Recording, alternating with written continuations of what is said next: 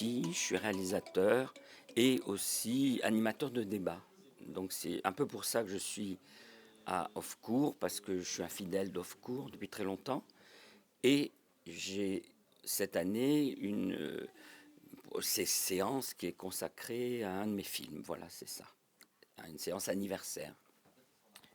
Et puis moi, je m'appelle Éric Gravel, je suis auteur et réalisateur de longs métrages de fiction. Et je suis ici pour faire du court au long, c'est-à-dire on m'a invité pour présenter quelques-uns de mes courts-métrages Kino que j'ai fait il y a quelques années et présenter mon deuxième long métrage qui s'appelle à plein temps. Voilà. Et pour moi, c'est une sorte. J'ai présenté. Mon film est sorti en 2002.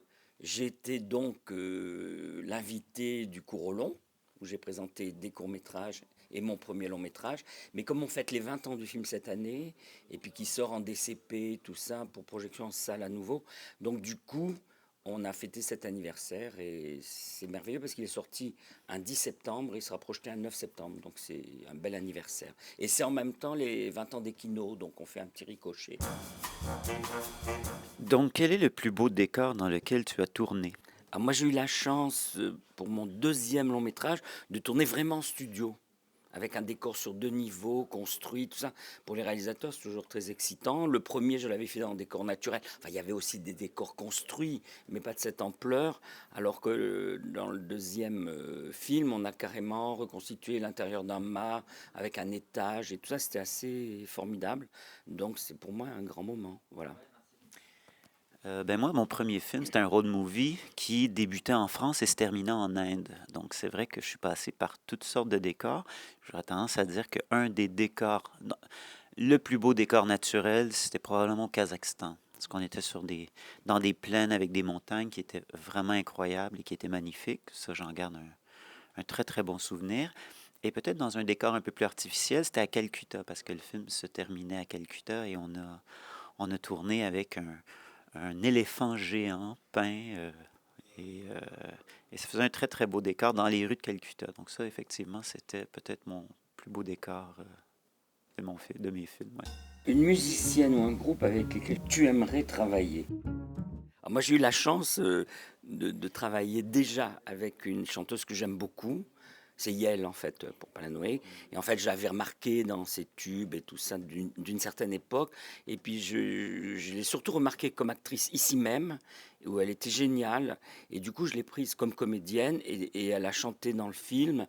Et je suis un peu ce qu'elle fait, tout ça. J'aime beaucoup cette chanteuse-là. Alors maintenant, avec qui j'aimerais travailler, je sais pas, comme musicienne, moi, je mets toujours des chansons dans mes films, donc il y a beaucoup de chanteuses qui me tentent. Et, voilà, j'ai- moi, c'est mon idole absolue, c'est Françoise Hardy, mais là, je crois pas qu'elle puisse beaucoup tourner maintenant, dommage. Mais voilà, donc, mais j'ai des fantasmes quand même, beaucoup de chanteurs et de chanteuses, il faut le dire. Bon, moi, je vais tricher un peu.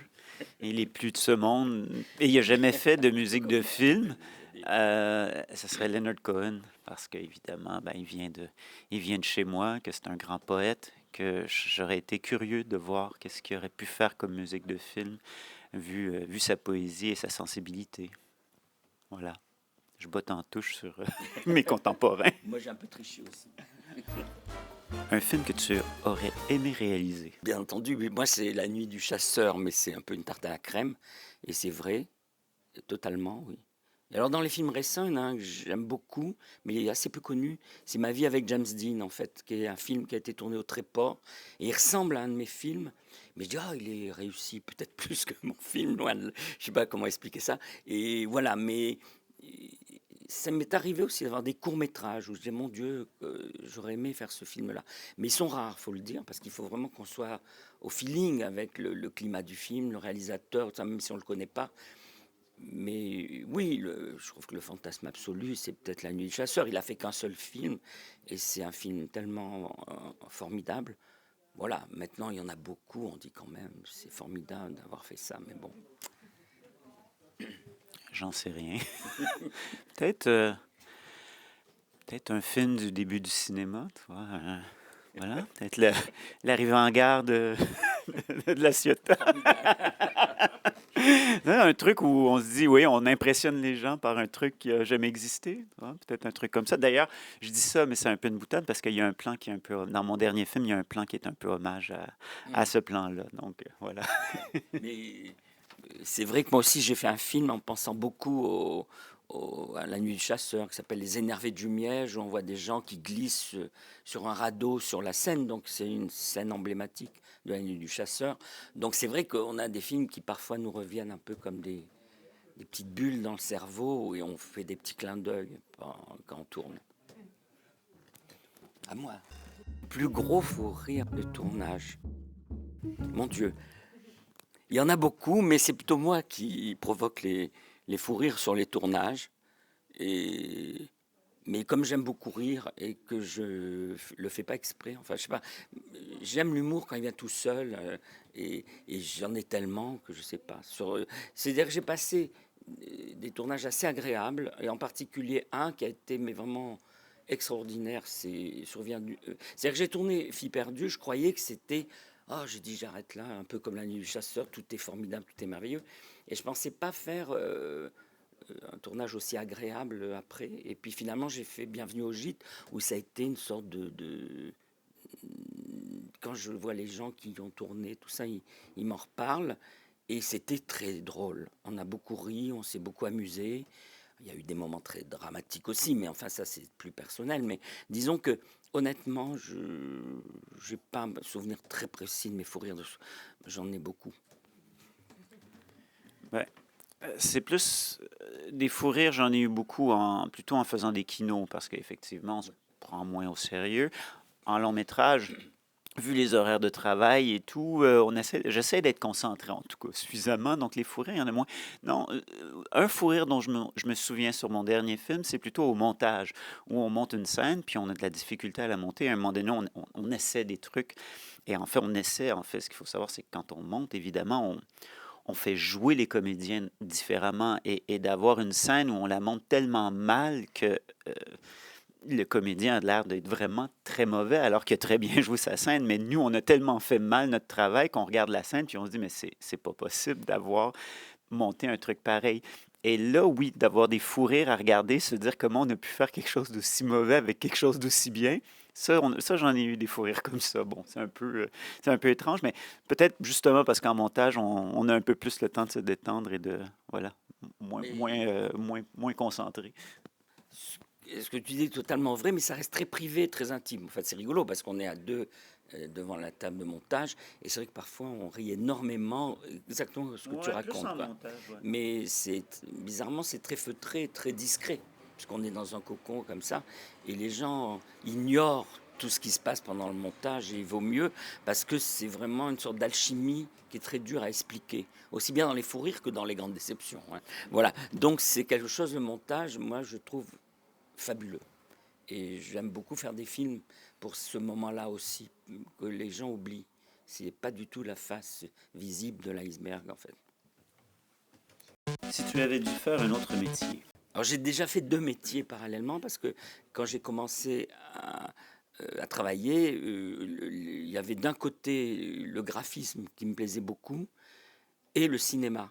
Et en fait, j'ai un peu trouvé mon bonheur, entre guillemets, parce que j'ai fait les deux. Et en plus, j'aime beaucoup l'animation et je fais de l'animation.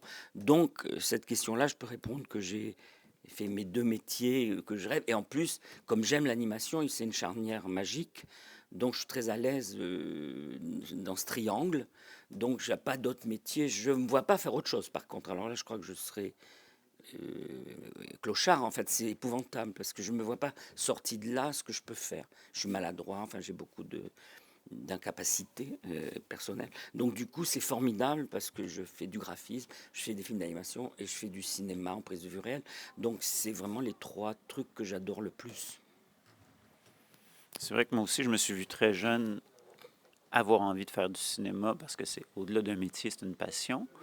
Mais ouais, je me suis déjà. Je me souviens qu'à une époque, je me disais, tiens, l'architecture était. Je ne sais pas si j'aurais eu les compétences pour le faire, mais forger le réel, forger l'environnement dans lequel on va vivre. Mais je trouve qu'il y a quelque chose qui ressemble à de l'architecture dans le travail de cinéaste. on recrée une réalité qui devient sur pellicule, qui devient virtuelle, mais qui est une... Voilà. Moi, Et qui est un peu un travail. Moi, je sais que je vois mon travail de scénariste plus comme un travail architectural que comme un travail littéraire. Ouais. C'est-à-dire que je le vois comme une construction. On raconte une histoire qui a un début, un milieu, une fin. Je trouve que c'est moins de la littérature et plus voilà, un truc dans lequel on doit imbriquer des choses. Et peut-être que c'est là que ça rejoint peut-être mes velléités d'architecte que je pouvais avoir plus jeune.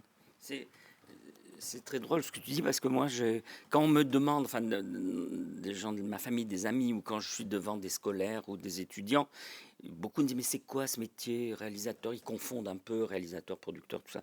Et je leur dis, vous savez, prenez un architecte, et ben voilà, vous avez un truc dans la tête, l'architecte c'est un bâtiment, tout ça, il le dessine, voilà.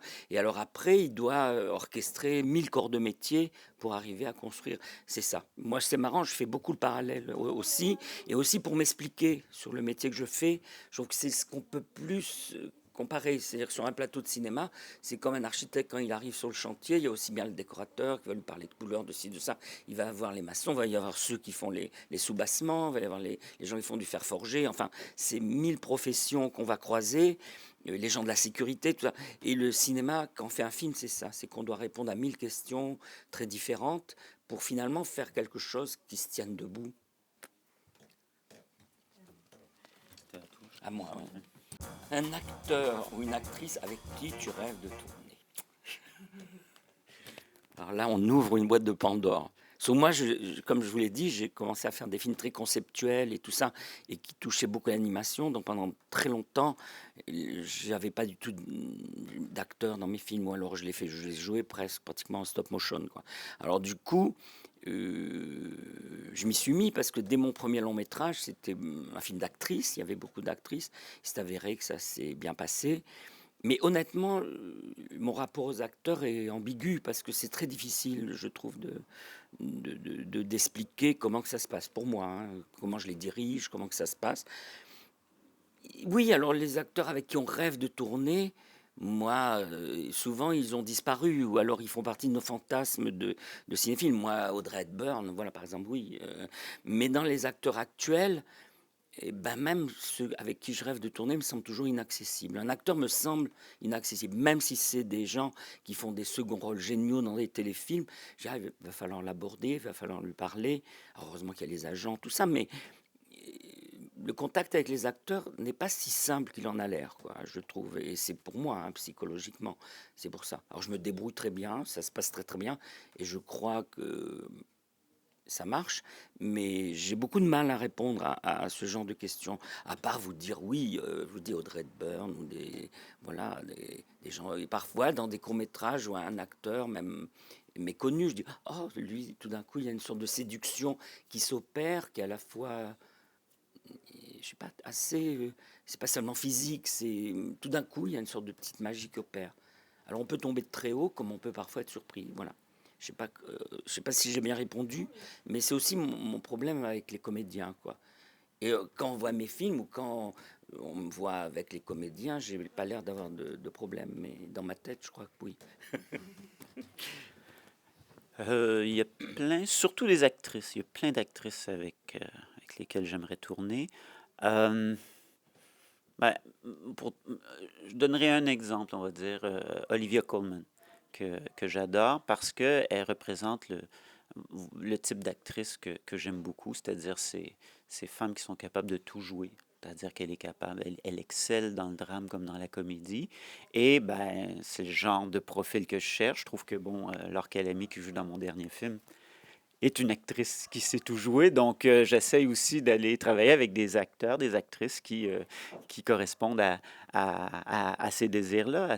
Voilà. Donc, je réalise mes rêves comme ça en travaillant avec ces actrices-là. Et c'est vrai que ben, une actrice comme Olivia Colman, qui est une Anglaise aussi, puis j'aime bien aussi la technique des Anglais, leur technique de jeu. Ils arrivent, ils sont solides, ils ont un truc. Dès le plus jeune âge, des fois, on voit des actrices anglaises, ils ont 20 ans, poum, il arrive et il installe un truc comme si c'était des vieilles âmes et c'est impressionnant. Donc, je trouve qu'il y a ça aussi qui pour un metteur en scène est intéressant et séduisant voilà, c'est des Stradivarius, ces gens-là, donc c'est intéressant. Voilà. Par exemple, pour expliquer l'histoire que je disais, les déclics qu'on a, ben, Laure Calamy, c'est vraiment l'exemple. C'est-à-dire que j'ai vu un court-métrage à Clermont avec elle, tout de suite j'ai dit, voilà, j'avais vraiment envie de faire des films avec elle. J'en ai jamais fait, mais chaque fois que je la vois dans un film, j'ai ce sentiment-là qu'elle peut tout faire, qu'elle est à la fois très drôle, à la fois qu'elle peut nous émouvoir énormément. Et voilà, donc c'est exactement tout d'un coup un regard et puis un petit rôle dans un cours, et puis ça peut être un déclic. C'est assez magique. Et j'aime aussi mélanger professionnel et non professionnel sur le même plateau, et qui se donne la réplique. Ça peut être très excitant à diriger, et en même temps, on a parfois de merveilleuses surprises. Si quelqu'un devait réaliser le film de ta vie, ce serait qui? Oh là là, mon... Alors là, je sais pas, franchement, je sais pas. Actuellement, non, je sais pas. Honnêtement, c'est très difficile. Oh, je sais pas. Franchement, c'est très dur. Parce que, d'abord, je sais pas si ça serait vraiment un film passionnant. Enfin, j'aimerais qu'il soit en animation. Ça ferait peut-être, si j'aime le graphisme du film, et puis le type qu'il fait, voilà. Mais honnêtement, on s'ennuierait un peu, je crois. C'est ça, pareil. Je pense, en tout cas, ça serait assurément un mauvais réalisateur, parce que pour me choisir comme sujet, ça serait pas très intéressant, je crois. Donc, je pense que c'est quelqu'un qui ferait un seul film dans sa vie et qui le raterait. Prochaine question. C'est à toi. C'est moi. Ta réplique de film favori?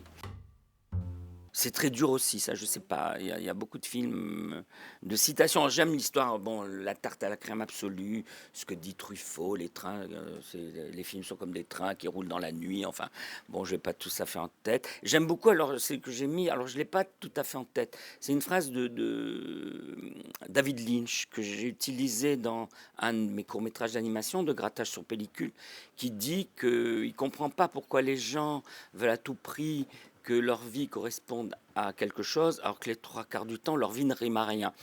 C'est une phrase que je trouve très marrante, parce que c'est vrai, les gens, quand ils voient un film, ils font « Oh là là, on n'y comprend rien, mais pourquoi ?» Finalement, quand ils commencent à raconter leur vie, ils disent « Oh, je ne comprenais plus rien, je savais plus. » Ça rime à rien, leurs histoires de famille sont épouvantables et tout ça.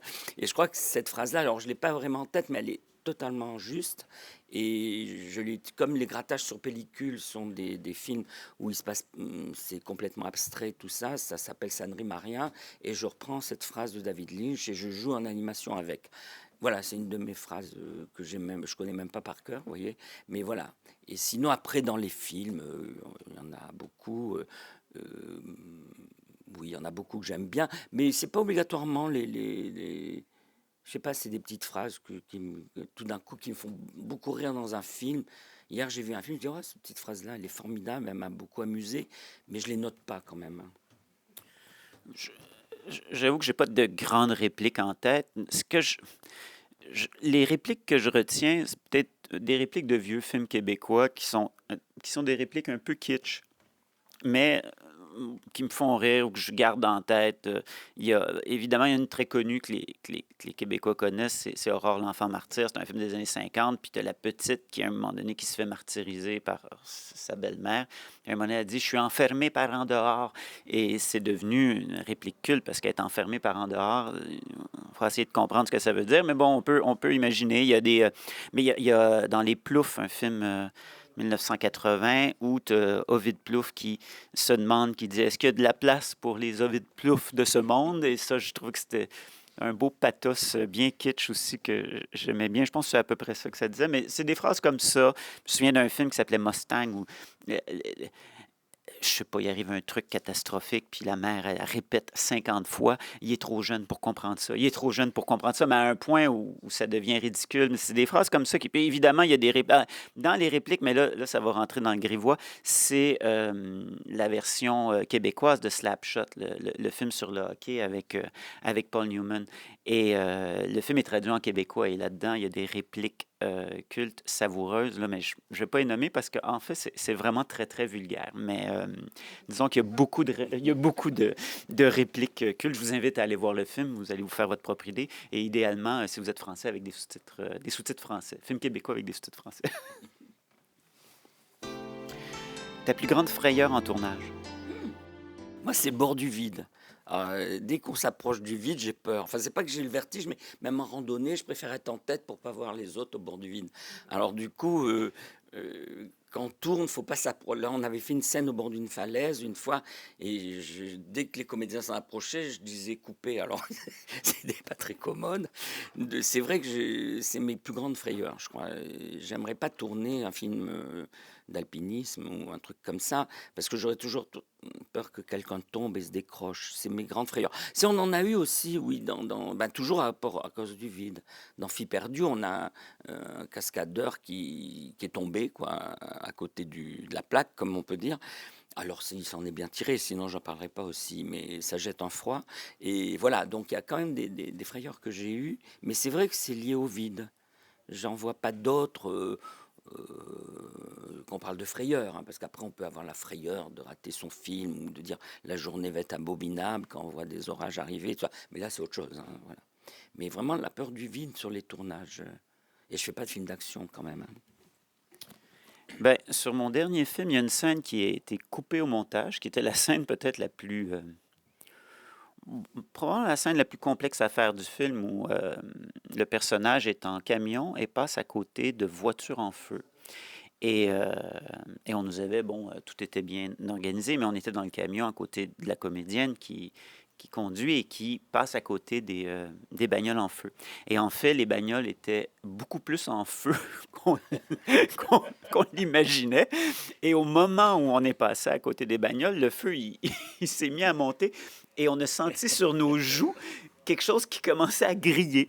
Et on s'est dit, je pense qu'on est arrivé à peu près au maximum, parce qu'évidemment, comme réal, on est toujours en train de demander, on peut en mettre un peu plus, on peut en mettre un peu plus, et là, on est arrivé au un petit peu trop plus. Donc, disons que ça a été une petite frayeur. Elle n'a pas duré longtemps, mais on l'a bien senti passer elle nous a bien frôlé les joues. Voilà. À toi la dernière. Plaisir coupable au cinéma. Coupable, moi j'aime beaucoup les films kitsch, j'aime beaucoup les films un peu démodés. Parfois, je suis piégé à la télé, je tombe sur un film des années 50 avec Eddie Constantine, je vais le regarder jusqu'au bout. Enfin, voilà, il y a des films auxquels on ne peut pas résister quand on tombe dessus. Alors, je sais pas quels sont les plaisirs coupables, mais il y a des films, moi, que j'adore et que j'ose pas toujours le dire aux amis. C'est comme les chansons, quoi. Il y a des chansons que moi j'adore et j'aime pas qu'on en rie. En plus, c'est encore plus grave. Mais c'est vrai que alors je vous dis pas de titre, je voudrais pas rougir, mais et j'ai honte de rougir parce que c'est des films que je revendique, par exemple. Mais j'aime beaucoup le cinéma décalé, puis les films un peu méconnus et un peu que les gens parfois n'aiment pas trop. Mais j'ai pas d'exemple qui viennent en tête, mais c'est vrai que de toute façon, je n'aime pas trop les choses sérieuses. Donc parfois, un film décalé me plaît beaucoup parce que justement, il échappe tellement aux règles, il est très bizarre et tout ça. Et alors, beaucoup de nostalgie aussi. C'est-à-dire que c'est évident quand je dis que je tombe sur des films des années 50, parfois je dis, mais ça me rappelle des souvenirs très, très, très, très lointains. Je dis, mon Dieu. Et en même temps, je sais pas, il y a une patine et tout ça qui fait, c'est très coupable. Il y a une sorte de, c'est régressif, quoi, voilà. Donc voilà, enfin, je sais pas. C'est le mot coupable qui est gênant parce que je trouve que quand on a du plaisir, il est rarement coupable, en fait. Ouais, non, moi, j'ai pas de... En fait, je suis cinéphile, j'aime tous les cinémas et je l'assume complètement.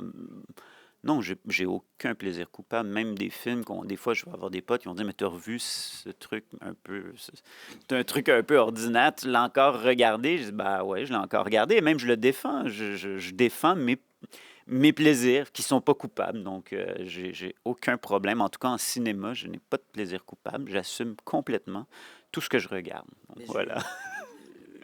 moi, je peux raconter une anecdote, c'est-à-dire que comme je regarde beaucoup la télé, donc je regarde beaucoup les acteurs obligatoirement. Alors parfois, je fais des castings, puis je dis, mais alors on répète une scène ou on discute. Puis je dis, mais il me semble que je vous ai vu quelque part. Alors je dis, mais oui, je vous ai remarqué quelque part, mais où? Alors c'est peut-être dans le film des Frères Larieux, j'avais un petit rôle. Ah, alors peut-être dans le film d'Ozon. Je dis non. C'est plus belle la vie. Alors là, Ah ils bon. deviennent tout rouges et puis Voilà. ils ont honte, ou alors c'est Camping Paradis, tout ça. Alors je dis, mais vous n'avez pas à en avoir honte, je vous ai remarqué là-dedans, en plus vous étiez génial. Mais pour un peu, voilà, ils se sentent coupables. Alors que moi, je ne me sens pas du tout coupable. Je suis tombé sur eux en zappant. Puis voilà, tout d'un coup, je dis, mais ils sont formidables. Et donc, c'est le mot coupable qui est gênant, parce qu'un acteur, il n'a pas à être coupable de devoir gagner sa vie. Et parfois, c'est très dur de gagner sa vie dans des séries où on tourne très vite, où il y a des cadences qui ne sont pas celles du cinéma et tout ça. Donc, du coup, il devrait d'autant plus assumer ça. Enfin, c'est pas... que le remarquer dans Un frère Larieux ou dans un chef-d'œuvre absolu, c'est facile. Bon, quand même, on imagine que c'est des gens qui savent choisir leurs acteurs, qui ont du talent. Donc, je vois pas c'est le mot coupable. C'est ce curseur-là qui est gênant, quoi, je trouve. Non, ce que j'aime bien des fois, c'est voir la tête de mes collaborateurs quand on prépare un film et que je leur donne des références vraiment. Voilà, je vais les chercher où je veux. Je vais chercher le truc qui me passe par la tête. Ben, je me souviens, par exemple, sur le dernier film, alors qu'on n'est pas du tout dans ces univers-là, mais c'est la tête de mon directeur photo quand je lui disais, ah, c'est notre plan Flashdance. Voilà, en Flashdance, lorsqu'elle danse, c'est mouillé, c'est en contre-jour. Je dis, je veux du Flashdance. Fait que là, il fait, mais qu'est-ce qui, c'est pas possible. Ou à mon directeur artistique où je dis, tu me fais du ratatouille. Je veux que ce soit, mais là, on est dans le cliché français absolu. Je dis, oui, oui, je veux ratatouille. Et donc, il y avait évidemment la moitié de l'équipe qui, Mais qui hoche la tête en disant non, pas encore des références qui n'ont absolument aucun sens, mais j'assume sans complètement mes références et d'aller chercher là où je veux. moi, Voilà. c'est tout à fait ça, exactement. Alors moi, par exemple, comme je vous disais que j'aimais bien utiliser des chansons, alors je dis, bon, je vais pas leur dire ce que c'est comme chanson, parce que j'ai peur qu'on me fasse les gros yeux, comme ça, pourquoi tu choisis cette chanson. Alors pendant le tournage, je le dis pas, je dis, bon là, on va faire des plans, il y aura une musique et tout ça. Je dis, mais Claude, qu'est-ce que c'est, qu'est-ce que c'est? Alors je finis par le dire quand même parfois, parce que j'ai pas le choix, si on veut rythmer le mouvement du travelling dessus, tout ça. Alors ils sont un peu éberlués, mais bon, voilà. Mais c'est coupable, voilà, mais c'est des plaisirs coupables, mais c'est pas coupable, puisque c'est des chansons que j'aime beaucoup, et quand je les entends dans le film, je suis toujours ému, et parfois je suis très flatté. Je sais pas, il y a quelque chose qui me plaît beaucoup dans tout ça. Donc c'est pour ça que voilà, on a des plaisirs coupables.